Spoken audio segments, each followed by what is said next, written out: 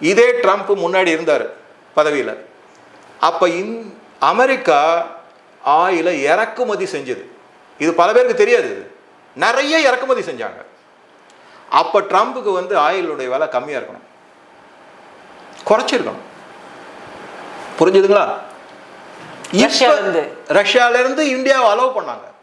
India குறைச்ச விலைக்கு வாங்கினான்னா உலக சந்தையில் ஆயிலுடைய விலை குறையும்.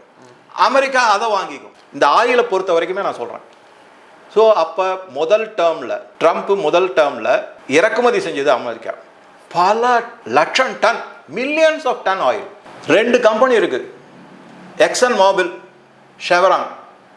இந்த 2 கம்பெனியுமே இப்போ எக்ஸ்போர்ட் பண்ணுறாங்க. அமெரிக்காவிலேருந்து மற்ற நாடுகளுக்கு எக்ஸ்போர்ட் பண்ணுறாங்க. ஆயில் விலை நம்ம ரஷ்யா கிட்ட இருந்தோம் நம்பர் 1 பொசிஷனில் இருக்கோம். கச்சா எண்ணெய் இறக்குமதியில் இந்தியா ஒரு மிகப்பெரிய இறக்குமதி நாடு. ரஷ்யா கிட்டேருந்து சீப்பாக வாங்கினா உலக சந்தையில் ஆயிலுடைய விலை கம்மியாகுது.